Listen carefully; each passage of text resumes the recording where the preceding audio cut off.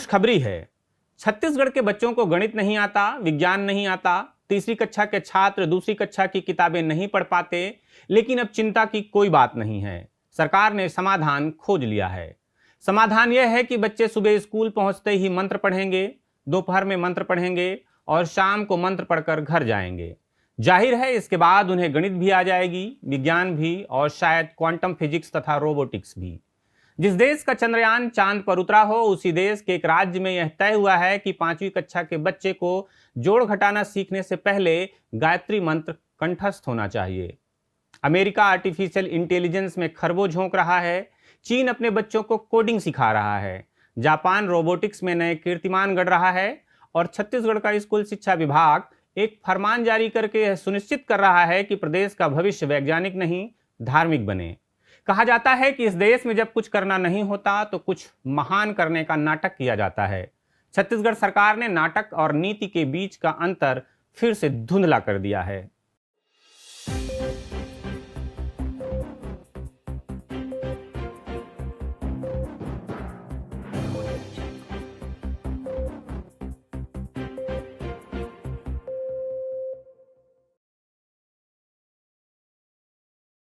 खबरों की खबर में आपका स्वागत है। मैं प्रफुल्ल ठाकुर हूं और आप देख रहे हैं सीजी खबर। छत्तीसगढ़ में नया शिक्षा सत्र 2026-27 16 जून से शुरू हो रहा है। स्कूल शिक्षा विभाग के आदेश के मुताबिक नए शिक्षा सत्र में प्रदेश के सभी सरकारी स्कूलों में दिनचर्या कुछ यूं होगी। सुबह प्रार्थना में राष्ट्रगान, राष्ट्रगीत, दीप मंत्र, सरस्वती वंदना, गुरु मंत्र और महापुरुषों की जीवनी का वाचन। दोपहर भोजन के समय भोजन मंत्र। शाम को छुट्टी पर राजगीत, गायत्री मंत्र और शांति मंत्र। ऐसे कार्यक्रम के बाद पढ़ाई के लिए जो समय बचेगा उसमें शिक्षक थोड़ा सुस्ता लेंगे, क्योंकि उन्हें भी तो मंत्र याद करना है। सरकार को बधाई दीजिए, उन्होंने स्कूल और मंदिर के बीच की दूरी मिटा दी। अब किसी के घर के पास मंदिर नहीं है तो कोई बात नहीं, स्कूल तो है। सरकार ने दोनों की व्यवस्था एक ही छत के नीचे कर दी है। शिक्षा और पूजा का ऐसा संस्थागत विलय शायद प्रबंधन संस्थानों में केस स्टडी बनना चाहिए। यह मल्टीटास्किंग का उत्कृष्ट उदाहरण है। लेकिन जरा ठहरिए, नीति आयोग और असर की रिपोर्ट बताती है कि छत्तीसगढ़ में कक्षा 3 के 75% बच्चे दूसरी कक्षा की किताबें या कहानी नहीं पढ़ पाते।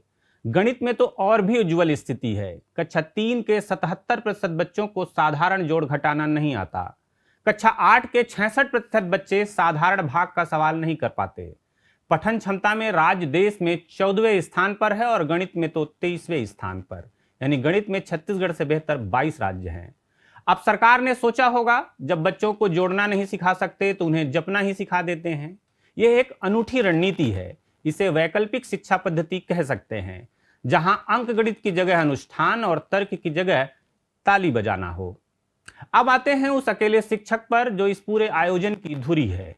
प्रदेश में 5,973 से अधिक स्कूल ऐसे हैं जो केवल एक शिक्षक के बल चल रहे हैं। इन स्कूलों में 2,13,000 बच्चे नामांकित हैं।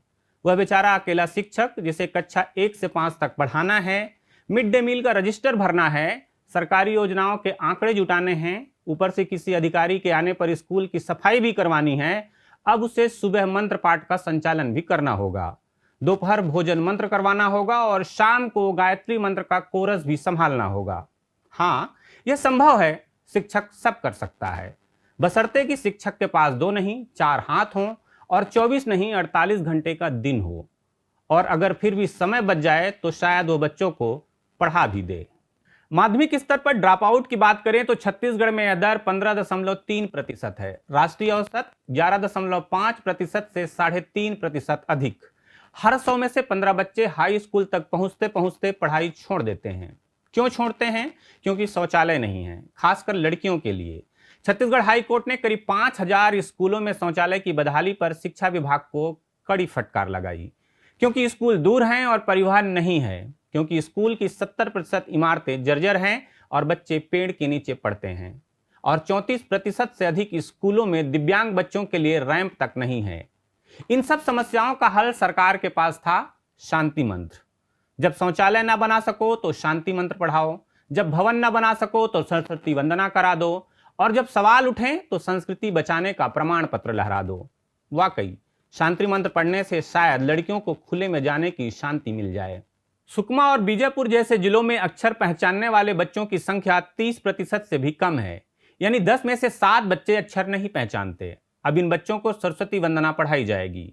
ज्ञान की देवी सरस्वती की वंदना उन बच्चों से जो अक्षर नहीं जानते। इतनी निर्मम विडंबना शायद किसी व्यंग्यकार की कल्पना में भी ना आए। यह व्यंग नहीं है, यह सरकारी नीति है और इसमें एक अजीब करुणा है। जैसे किसी भूखे को खाना न देकर उसे भोजन मंत्र सुनाया जाए और कहा जाए कि ले तृप्त हो जा। अब आते हैं उस सवाल पर जो सबसे ज्यादा जरूरी है और जिससे सरकार सबसे ज्यादा कतराती है। प्रदेश की 32% आबादी आदिवासी है। इनकी अपनी जीवन दृष्टि है, अपनी पूजा पद्धति है जो न वेद से आई है न पुराण से। अनुसूचित जाति का एक बड़ा वर्ग सदियों से उस मंदिर की दहलीज पर रोका गया जहां से ये मंत्र आते हैं। ईसाई बच्चे हैं, मुसलमान बच्चे हैं, सिख और जैन बच्चे भी हैं। इन सबको गायत्री मंत्र पढ़ना होगा और सरस्वती वंदना करनी होगी। अगर कोई बच्चा नहीं पढ़ता तो सरकार ने यह नहीं बताया। शायद ऐसे बच्चों के लिए अलग से एक मंत्र होगा, अनुशासन मंत्र। यह उदारता की पराकाष्ठा है। तुम्हारी आस्था चाहे जो हो, तुम्हारी पहचान चाहे जो हो, सरकारी स्कूल में तुम्हें यह सिखाया जाएगा कि सामान्य वही है जो सत्ता तय करेगी। तुम किसी भी धर्म के हो, हमारे धर्म में शामिल हो जाओ मुफ्त में। भारत का संविधान, जिसे हम गणतंत्र का प्राण कहते हैं, अनुच्छेद 28 में स्पष्ट रूप से कहता है कि राज्य के धन से चलने वाली किसी भी शिक्षण संस्थान में किसी धर्म विशेष की शिक्षा नहीं दी जाएगी। अनुच्छेद 25 प्रत्येक नागरिक को अपनी अंतरात्मा की स्वतंत्रता और धर्म को मानने का अधिकार देता है और यही अधिकार उसे किसी दूसरे धर्म की सुरक्षा भी देता है। सरस्वती वंदना और गायत्री मंत्र हिंदू वैदिक परंपरा के धार्मिक अनुष्ठान हैं। उन्हें सरकारी स्कूलों में अनिवार्य करना संविधान की मूल आत्मा पर सीधा प्रहार है। लेकिन संविधान आजकल शासन का मार्गदर्शक कम और भाषणों की सजावट अधिक बन गया है। जिस सरकार की नीति संविधान पढ़ाना नहीं उसे बदलना है, उसे संविधान के हवाले से समझाना उसी तरह है जैसे किसी जेब कतरे को उसकी मां की कसम दिलाई जाए। वह सिर हिलाकर आगे बढ़ जाएगा और जेब फिर से काट लेगा।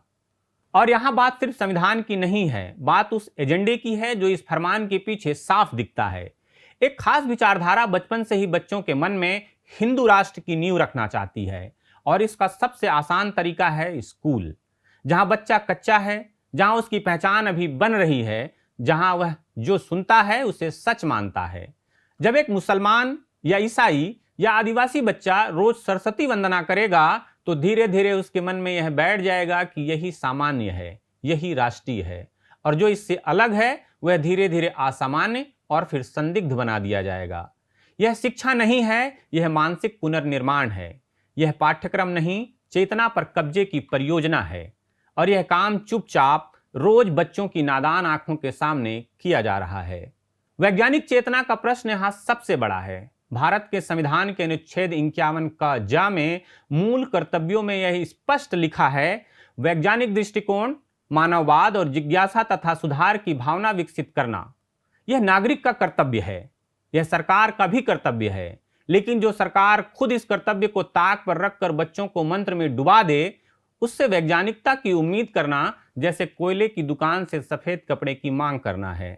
जब जिज्ञासा की जगह जप और तर्क की जगह मंत्र को प्रतिष्ठित किया जाएगा तब वैज्ञानिक चेतना पैदा नहीं होगी, अंधविश्वास को सरकारी मान्यता मिलेगी।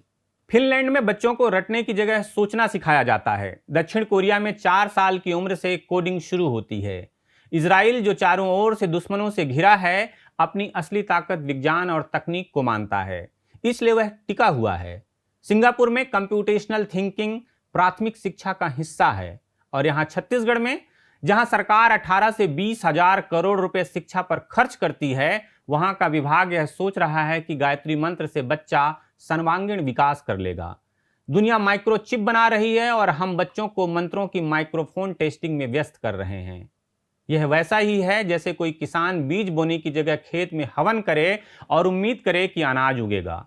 फर्क सिर्फ इतना है कि किसान की भूल से उसका खेत बर्बाद होगा, सरकार की भूल से पूरी पीढ़ी। जहां असली काम नहीं होता वहां प्रतीकों की बाढ़ आ जाती है। छत्तीसगढ़ सरकार के पास असली काम करने के लिए बहुत कुछ था। शिक्षकों के रिक्त पदों को भरना था, जर्जर स्कूल भवनों की मरम्मत करनी थी, लड़कियों के लिए शौचालय बनाने थे, दूरस्थ क्षेत्रों में शिक्षकों को भेजने की हिम्मत दिखानी थी, बस्तर के उन बच्चों तक पहुंचना था जहां 30% से कम बच्चे अक्षर पहचानते हैं। लेकिन यह काम कठिन है, दिखता नहीं है, वोट नहीं दिलाता। मंत्र सरल है, एक सर्कुलर लिखो, अखबार में छपवाओ, संस्कृति बचाने का श्रेय लो और अगले चुनाव तक भूल जाओ। यही आधुनिक शासन का जादू है। समस्या जस की तस रखो, प्रतीक बदल दो और उपलब्धि घोषित कर दो। यह छत्तीसगढ़ सरकार की शिक्षा नीति नहीं है, यह उसकी इवेंट मैनेजमेंट नीति है, जहां सीखने से ज्यादा महत्वपूर्ण दिखना है। अंत में एक विनम्र सुझाव, चंद्रयान 3 चांद पर गायत्री मंत्र के बल पर नहीं उतरा। वह उतरा क्योंकि इसरो के वैज्ञानिकों ने दशकों तक गणित और भौतिकी को अपना धर्म माना। जिस दिन छत्तीसगढ़ के किसी स्कूल का बच्चा चांद पर जाएगा, वह सुबह की प्रार्थना में पढ़े मंत्रों की बदौलत नहीं जाएगा। वह जाएगा तो इसलिए कि किसी ने उसे जोड़ घटाव सिखाया होगा, किसी ने उसे सवाल पूछने की हिम्मत दी होगी, किसी ने उसे बताया होगा कि विज्ञान में शक करना पाप नहीं बल्कि पहली शर्त है। लेकिन जब तक सरकार स्कूल को मंदिर बनाने में लगी है, तब तक वह बच्चा या तो 9वीं में पढ़ाई छोड़ देगा या फिर जीवन भर यही सोचता रहेगा कि उसकी तकदीर मंत्रों ने लिखी है। और यही तो सरकार चाहती है, सोचने वाला नागरिक नहीं, मानने वाला अनुयायी। पढ़ा लिखा इंसान सवाल करता है, मंत्र पढ़ा इंसान चुप रहता है। सरकार को चुप्पी पसंद है। शायद सरकार को भरोसा है कि जब बच्चे बड़े होंगे तब बेरोजगारी पर शांति मंत्र पढ़ लेंगे, जर्जर स्कूलों पर गायत्री मंत्र पढ़ लेंगे और गणित ना आने पर सरस्वती वंदना कर लेंगे।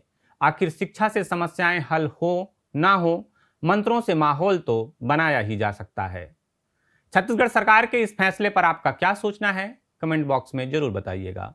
अगर आपने चैनल को अभी तक सब्सक्राइब नहीं किया है तो कर लीजिए। खबरों को लाइक और शेयर भी कीजिएगा। खबरों की खबर में फिर किसी खबर पर होगी बात।